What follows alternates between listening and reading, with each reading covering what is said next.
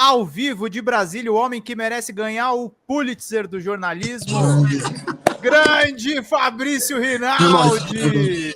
E aí, estou aqui com o Tarcísio Mota, né? Boa noite aí para nossa comunidade. Boa noite, galera do DCM. Estou aqui, acabei de sair do plenário da Câmara dos Deputados. Gostei dessa novidade de ter DCM aqui agora em Brasília. Você, frequentadora habitual aqui, hein? Olha aí, prazer, deputado, tá contigo. Sou muito teu fã, acompanho muito o seu trabalho. Muito uma honra estar contigo aqui ao vivo. Ô, deputado, é o Viaro aqui, tudo bem? Deixa eu só apresentar quem está aqui na live. Tá o professor Viaro, que é o âncora, o Pedro Zambarda, que é moderador, mas também é âncora, e o Gustavo Mendes, que é a nossa Dilma eterna, Dilma. Esse homem barbado. Obrigado por me apresentar tão bem assim, seu Paulo. Mas aí a gente vai...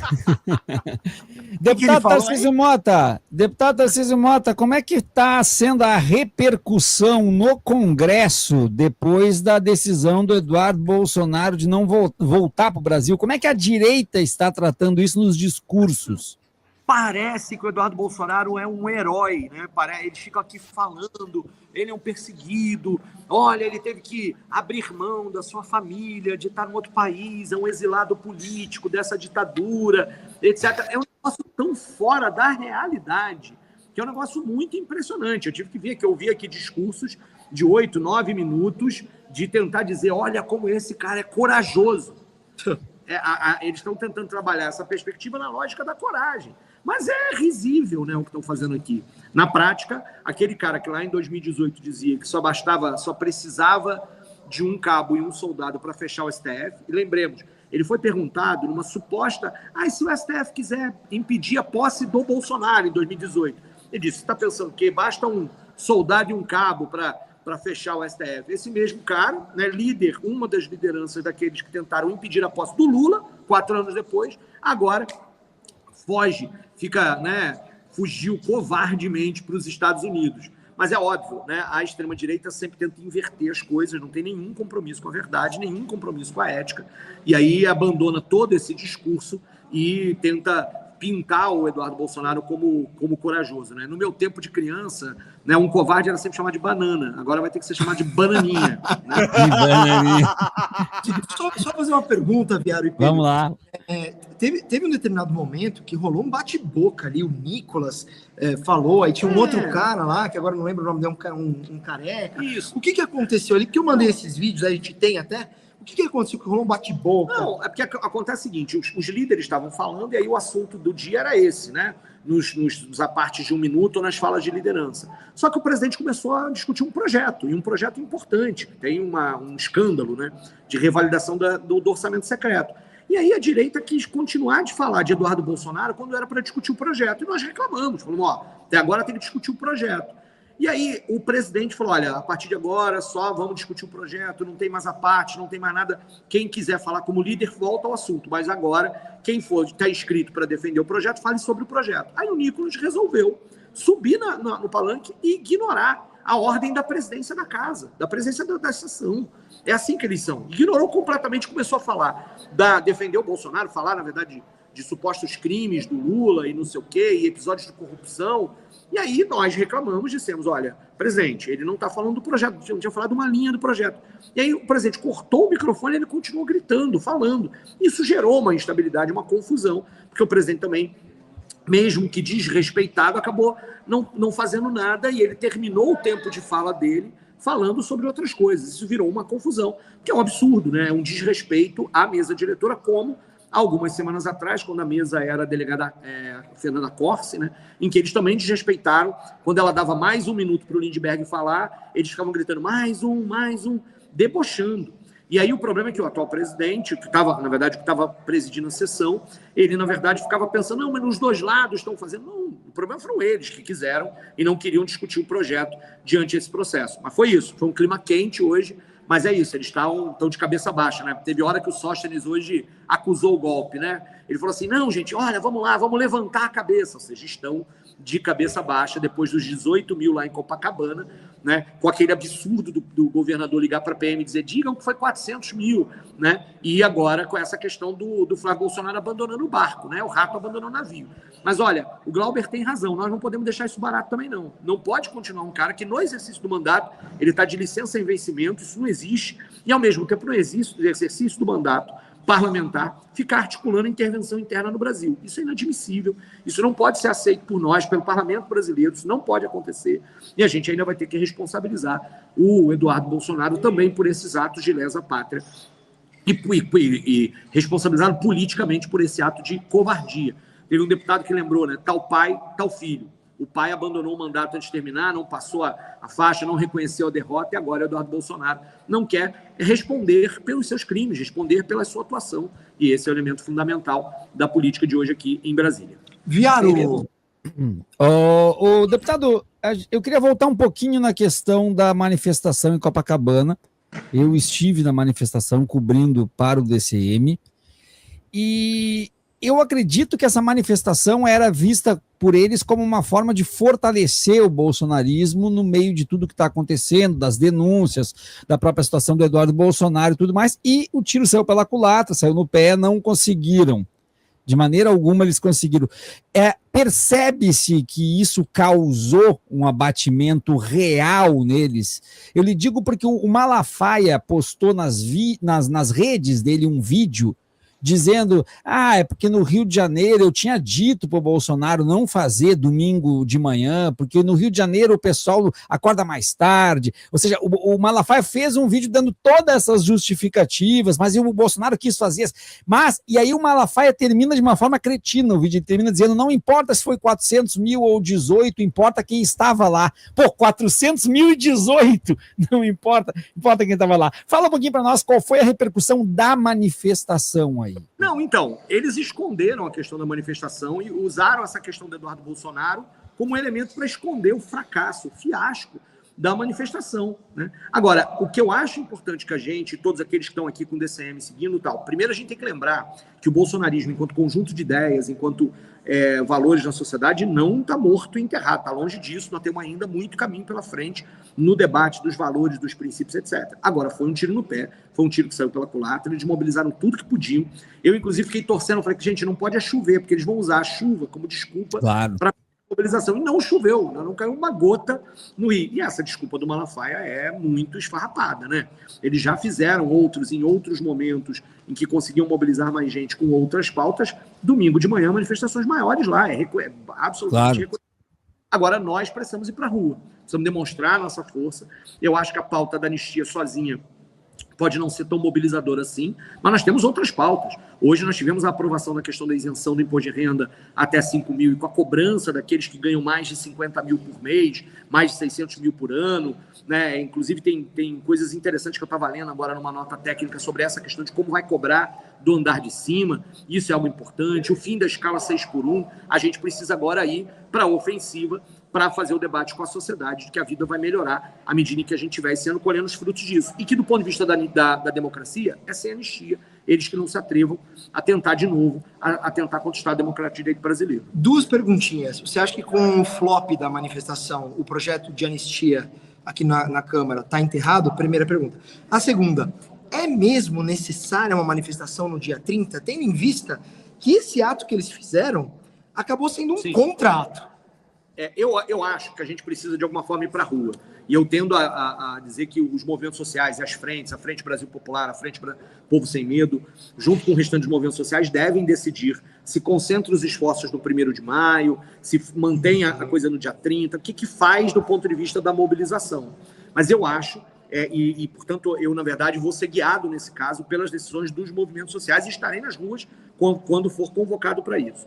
Sobre a anistia ser enterrada, a gente sabe que política é muito dinâmica e que a conjuntura muda muito rapidamente. Hoje por hoje, a anistia não tem chance de passar aqui na Câmara dos Deputados. Hoje não passa. Agora, se ela vai voltar em algum momento, em algum processo mais ali na frente, a gente ainda, infelizmente, não pode cravar. Eu acho que essa altura do campeonato é isso. Nós vamos ver Bolsonaro julgado, esse processo agora do início do julgamento dele é decisivo, e nós vamos ver Bolsonaro na cadeia, sem anistia para golpista, reconhecendo, inclusive, o papel de liderança que ele e vários outros fizeram nesse processo. Lembremos, quantos de nós ficávamos em dúvida, será que eles vão prender algum general, não vão prender? Braga Neto está na cadeia, gente. Está na cadeia. Olha esse elemento que está colocado aqui. Nós precisamos, a essa altura do campeonato, continuar mobilizados e, desse ponto de vista, atuando para que a gravidade dos crimes cometidos seja correspondida com uma responsabilização para eles, sem anistia para golpista. Muito bem. Deputado, uma última da minha parte só. Ano passado, deputado, na manifestação também de Copacabana, eles inovaram colocando a escada da democracia. Esse ano teve de novo a escada da democracia. Eu subi na escada para fazer fotos de cima. A curiosidade é que ano passado, para subir na escada e ficar 1 minuto, tinha que pagar um Pix de R$5. Esse ano o Pix era 10, tá? Então em um ano inflacionou em 100%. A curiosidade é para onde é que vai esses Pix, né? Então sobe, fica 1 minuto e paga R$10 no Pix. Gente, esses caras são expert em orçamentos secretos, seja no Congresso, seja na coisa da manifestação. Quem financia golpe, quem financia essas coisas, tudo é tudo orçamento secreto. Não trabalham com outra forma. Estão aqui agora revalidando os restos a pagar que foram cancelados do orçamento secreto, Zé RP9, estão revalidando aqui agora, no Congresso Nacional. Infelizmente, com voto de gente do governo também. Eu acho uma pena isso. A gente vai ter que, mais uma vez, recorrer ao STF para poder impedir que esse tipo de orçamento secreto continue existindo aqui. Mas aí é o orçamento secreto das manifestações dele, né? De quem é que os financia, quem é que, na verdade, garante para onde vai o dinheiro que uma pessoa, muitas vezes, de boa fé, né? Ou para fotografar, etc. e tal, fez isso, assim como os Pixes lá da multa do Bolsonaro, que vai saber para onde foi esse dinheiro, aquele dinheiro todo, né? Bom, a gente segue na luta. Nós financiamos movimentos sociais, financiamos lutas, não financiamos quem fica no andar de cima dessas escadas que são autoritárias e não democráticas. Muito obrigado, deputado. Deputado? Claro. Obrigado, deputado. Sempre muito bom falar com o amigo. Fabrício, deputado, parabéns aí pelo trabalho em Brasília, viu, Fabrício? Mostramos tudo aí. E aí, Viaro, Gustavo e Pedro Zambarda. Nos conte sobre o ambiente, meu caro. Cara, você entrevistou o Bolsonaro, filho da puta. Parabéns. Olha, deixa eu te dizer, peraí, Fabrício. Ele fede. Cara, tinha muita gente, você não tem noção. Fabrício, antes de qualquer coisa. Mais do que ele. Ele tava. O que me estranhou, que me chamou muita atenção, Gustavo, e Pedro, e todos, e Viaro, ele tá muito vermelho. E não é um vermelho de alguém que toma sol. Às vezes toma sol, você fica vermelho. Ele tá nervoso.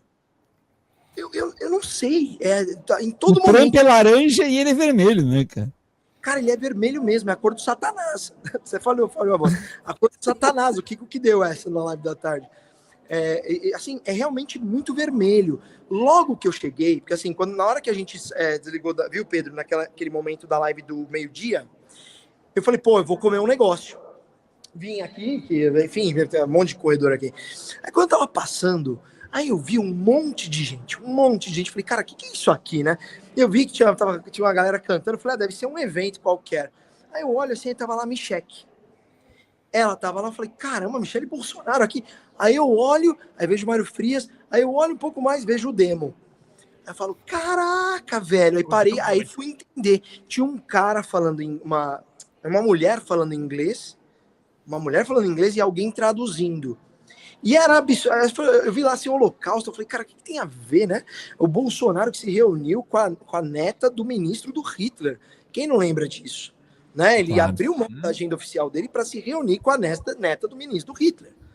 Aí o cara vem, se reúne com o embaixador de Israel, que estava lá, que fica no Brasil, o embaixador de Israel no Brasil, ele estava nesse evento, para falar de Holocausto. Ele reclamou de nazifascismo, indicando que no Brasil... Ele disse, ô Fabrício, que o Eduardo Bolsonaro deixou o Brasil para combater o nazifascismo. Isso são palavras dele. E ele usou o termo, eu não lembro ipsis literis, mas é algo indicando isso, de que o Eduardo Bolsonaro foi afastado, como se ele tivesse, se o que aconteceu com ele tivesse sido feito por alguém no Brasil, e não uma decisão dele fugindo da justiça, sabendo que pode ser enquadrado como conspirador, como traidor da pátria, já que estava atuando nesse sentido, né? Mas respondendo a pergunta, ali naquele momento, cara, vocês não têm noção. E eu de terno, e você não consegue levantar o braço, aí você fica com o braço e começa a doer, aí você tem que abaixar e já pegar com o outro e fica ali, assim, fazer tudo ao mesmo tempo. Oi? Quando a gente tem um terno, geralmente a gente compra para formar aquela coisa toda, a gente dá uma engordadinha, fica difícil levantar o braço mesmo. Eu até te aconselho, de repente, comprar um outro terno. Com que dinheiro? Que dinheiro? Você compra pra gente, Gustavo? Aí, sobre que dinheiro, eu quero dar um outro conselho pro Fabrício. Você falou que você saiu daí porque você precisava comer uma coisinha. Deixa eu te falar uma coisa. Qualquer coisinha que você for comer em Brasília é muito caro, viu? Come em casa. Come em casa, porque aí é muito caro comer uma coisinha. É mesmo? Eu não sei. É. Eu tô aqui. Ontem, eu tô no Airbnb, né, cara? A gente achou um Airbnb que, assim, é super humilde. O Airbnb fica numa região que, se você vai pra baixo, é bizarro. Você vai pra cima. O Fabrício tá no modo de guerra, né, Gustavo? Tá igual você indo pra China de econômica, fudido lá. É o DCM. Se o DCM chegar pra mim e falar assim, Gustavo, a gente quer te dar um presente, uma viagem, eu falo, nem fudendo, enfia no cu. Pior, Gustavo, que eu que pedi pro Kiko e pra Marília. Falei, porra, vamos pra Brasília, que enchendo o saco deles. Eles falaram, tá bom, vamos fazer um teste. E assim, tá fluindo muito bem. Tá muito bom, cara. Porra. Mas, ô Fabrício, você é um garoto de guerrilha, é muito legal te ver na rua, eu acho que é o teu lugar.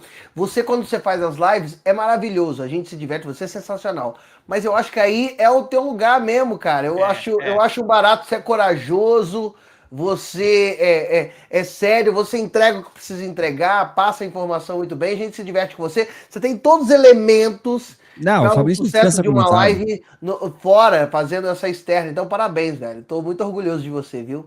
Porra, olha, eu vou dizer uma coisa. Eu estava em Copacabana no domingo e a única coisa... Aqui, ó, o que eu vou falar agora aqui não é rasgação de seda, viu? Eu tô sendo mais do que sincero com a comunidade. É falso eu estava em Copacabana no domingo, cobrindo a manifestação bolsonarista, e cada vez que eu ia fazer alguma entrada ao vivo, alguma intervenção, eu pensava, o que eu posso fazer para me inspirar no Fabrício e a coisa dar certo? Isso eu pensava em todo isso, porque a gente tem que ter modelo na nossa vida em tudo que a gente executa.